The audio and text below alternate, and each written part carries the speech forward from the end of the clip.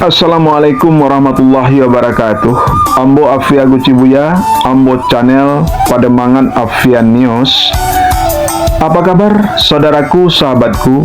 Salam sehat selalu, salam buat keluarga. Tetap bersemangat, salam dari Ambo, salam Taraga, selamat Baswo, Rancak Banang. Oke, 009 Pademangan Barat. Maaf ya. Siap.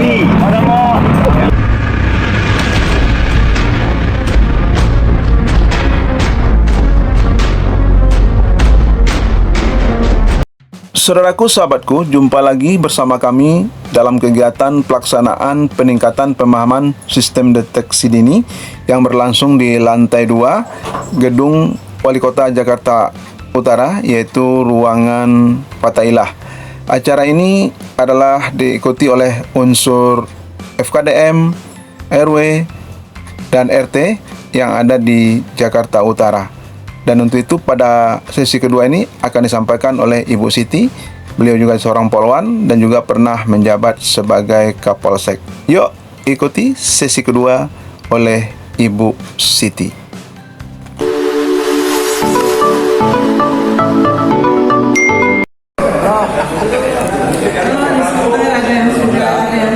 Makanya saya agak waduh, kalau materinya itu lagi harus saya rubah, makanya tadi malam saya ubah materi. Saya akan membahas tentang sinergitas aparat dan masyarakat dalam melaksanakan deteksi dini di lingkungan masyarakat. Tadi ilmu intelijennya sudah dikasih oleh Pak Hendro, dan saya akan menyampaikan tentang kenapa sih kita harus melakukan sinergitas dan kenapa kita harus melakukan deteksi dini, gitu ya. Baik, yang pertama saya akan menyampaikan, lanjut Mas, apa itu sinergitas? Pada prinsipnya adalah kerjasama atau hubungan usaha untuk melakukan hal menjadi lebih baik. Jadi bekerja sama antara siapa? Antara Bapak dan Ibu sekalian dengan aparat keamanan. Aparat keamanan di sini bukan hanya TNI dan Polri saja. Seharusnya bukan hanya TNI dan Polri yang bekerja sama dengan Bapak dan Ibu. Bapak dan Ibu juga harus mempunyai hubungan baik dengan pemadam kebakaran. Harus mempunyai hubungan baik dengan apa saja yang mempunyai kepentingan masyarakat yang Bapak dan Ibu kelola, misalnya dengan PLN, dengan PT PAM, itu Bapak dan Ibu lah yang selama ini memegang kunci kerjasamanya. Semua yang akan saya sampaikan ini sudah dikerjakan oleh Bapak dan Ibu semua. Saya hanya mengingatkan sedikit-sedikit saja. Lanjut, kenapa harus ada sinergitas?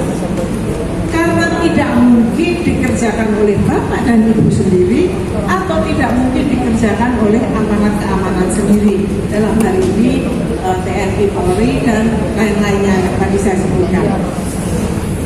Karena apa? Karena Bapak dan Ibu mempunyai keterbatasan waktu, mempunyai keterbatasan tenaga, juga mempunyai keterbatasan dana, dan masih banyak keterbatasan lain, termasuk TNI Polri-nya juga mempunyai keterbatasan.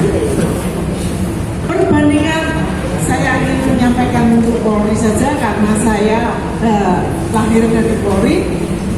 Perbandingan Polri dan masyarakat itu masih satu polisi dibanding 750 masyarakat. Sementara idealnya itu 1 dibanding 300. Itulah kenapa sinergitas ini, kerjasama itu diperlukan. Karena apa? Kadang-kadang ada hal yang tidak bisa diselesaikan oleh Bapak Ibu sendiri. Perkelahian antar kampung masih bisa diselesaikan oleh Bapak Ibu sendiri.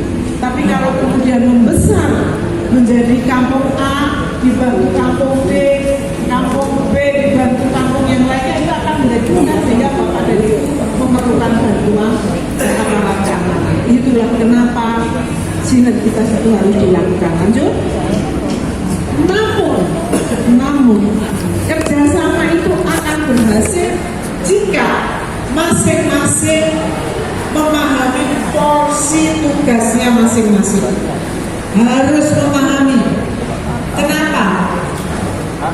Karena masing-masing harus menyelaraskan kerjasama itu apa.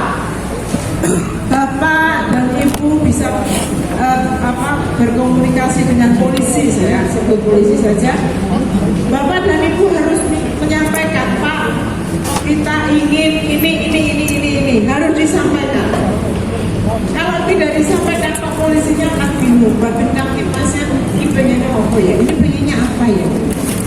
Jadi masing-masing harus menyampaikan, polisinya harus menyampaikan harapannya, masyarakatnya harus menyampaikan keinginannya, sehingga klop.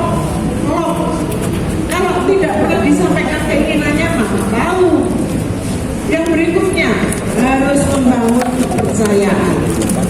Masyarakat harus percaya sama aparat keamanan harus percaya kepada masyarakat.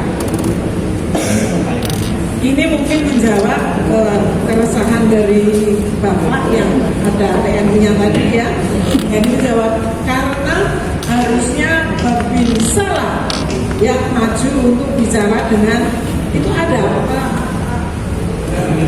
oknumnya ada.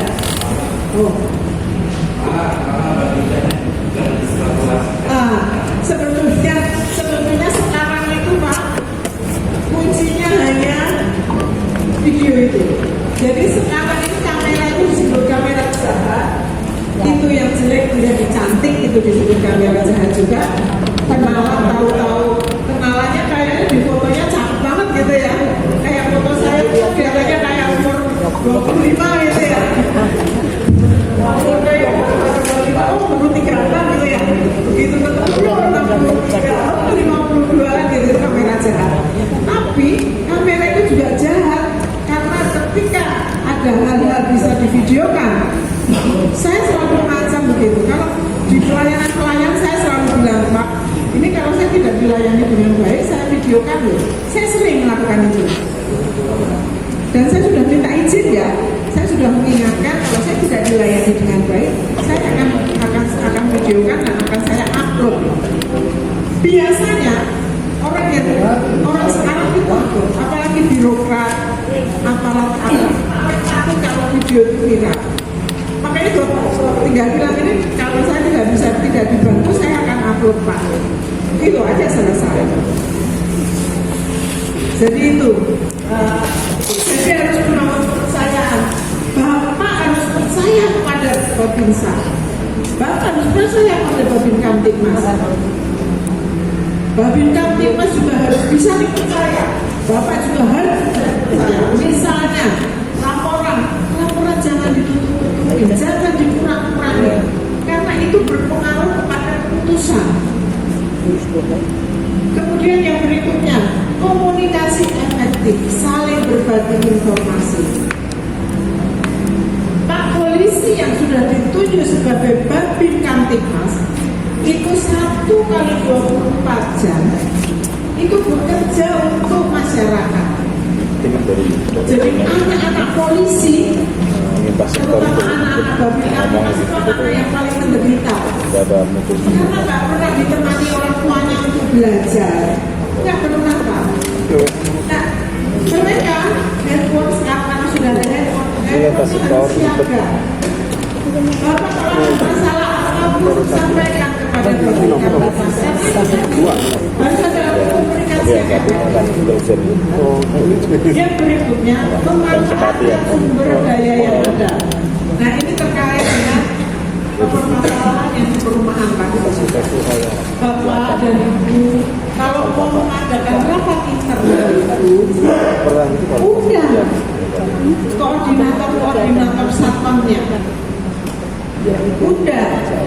Karena kalau menyangkut keamanan, dia adalah bagian yang menjadi ujung tombak keamanan di kompleks-kompleks itu.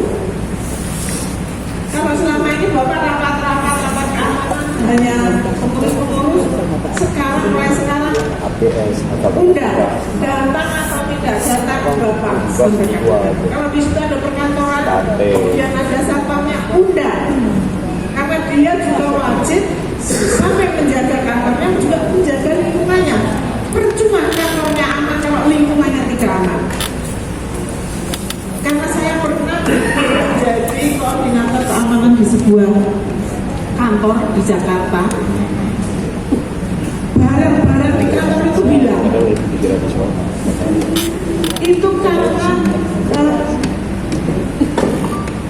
dibuang, dimasukkan ke tempat sampah, kemudian dibuang keluar. CCTV tidak menangkap itu. Dipikirnya ngambil dari meja, dimasukkan ke dalam sampah, ya mungkin apa gitu ya. Namun dengan saya mengenal orang-orang lingkungannya, ajak ngobrol mereka, makan di warung-warung mereka, akhirnya saya tahu bahwa di tempat pembuangan sampah itulah banyak barang-barang yang sebetulnya barang-barang dari atas, barang-barang kantor yang kemudian dibuang, yang kemudian sebetulnya masih bagus, yang ditampung oleh kita sama. Jadi manfaatkan Pak, kalau ada undangan sampai mereka tidak hadir, tidak ada masalah. Sehingga suatu saat kalau ada masalah, Bapak bisa sampaikan kami sudah mengundang, tapi Bapak tidak hadir. Kemudian mereka juga Bapak bisa memanfaatkan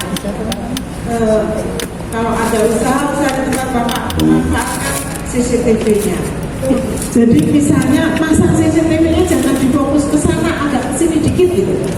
Itu kan bisa diarahkan CCTV. Apalagi kalau mereka punya CCTV bergerak, apa namanya itu? Ya, CCTV kan ada CCTV bisa bergerak ya Pak ya.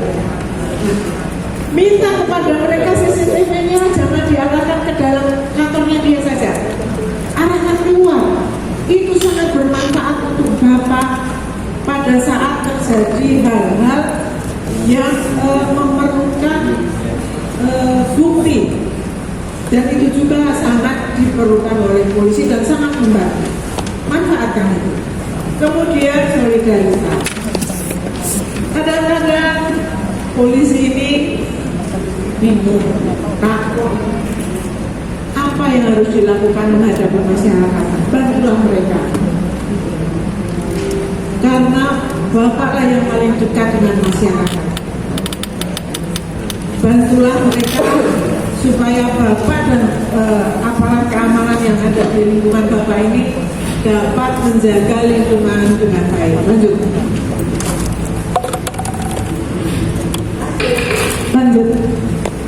Di sini apa? Pada situasi aman, maka Bapaklah yang bekerja. Kalau situasi sudah rawan, maka Bapak mundur. Oh ini harusnya Bapak mundur, biarlah polisi yang bekerja. Ya, lanjut. Kemudian apa yang dimaksud dengan deteksi? Nah ini ingat ini deteksi. Deteksi adalah serangkaian upaya untuk mengenal, menemukan, dan mencegah potensi ancaman. Mengenal, menemukan, dan mencegah potensi ancaman. Sederhananya adalah misalnya ada jalan, ada lubang, kan Bapak berarti menemukan itu. Oh ini potensi ancamannya apa kalau ada lubang di jalan? Bisa jatuh dan masih banyak lagi. Yang jelas pasti ada bisa terjadi kecelakaan. Nah itulah yang dimaksud dengan identifikasi, menemukan potensi ancaman. Ancamannya bukan hanya keamanan saja, masalah sosial juga. Misalnya banjir, kalau sudah musim hujan, sampah belum diangkat, belum diangkut juga potensi banjir. Jadi ini juga tugas Bapak. Sebetulnya Bapak itu tugasnya luar biasa. sudah ngurusin keamanan, ngurusin masalah sosial, dari bayi lahir sampai orang meninggal itu jadi pekerjaan bapak dan ibu semua. Sebagian kecil tugas polisi itu bapak dan ibu lakukan. Serius ibu, 5 menit lagi. Boleh. 15 menit lagi. Baiklah. Jadi bapak dan ibu itu benar-benar melaksanakan sebagian tugas. Tujuannya apa sih? Kalau kita bisa mendeteksi, kita bisa mencegah situasi berkembang menjadi lebih besar. Lanjut. Manfaatnya apa sih? Tadi kayaknya sudah disampaikan sama Pak Indra ya. Saya yang singkatnya aja, mencegah kerugian. Sudah jelas kalau apa sih? Mencegah itu berarti menanggulangi. Penanggulangan. Hello Mohan and Dordiri. Ambo Figachebwa. Ambo Channel. Patamanganafia News. Thank you, brother, and my friends. Senpai Jumpa.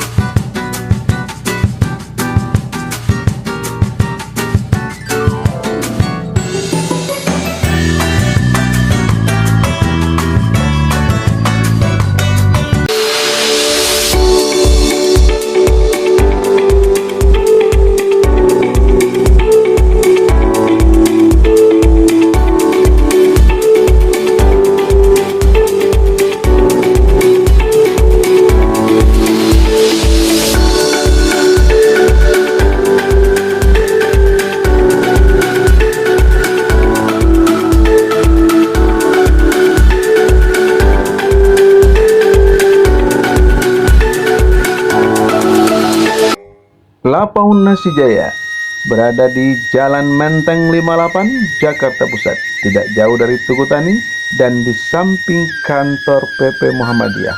Yuk mampir Lapau Nasi Jaya. Ada tunjang, rendang, gulai kambing, dan banyak lain pilihan di Lapau Nasi Jaya Ajo.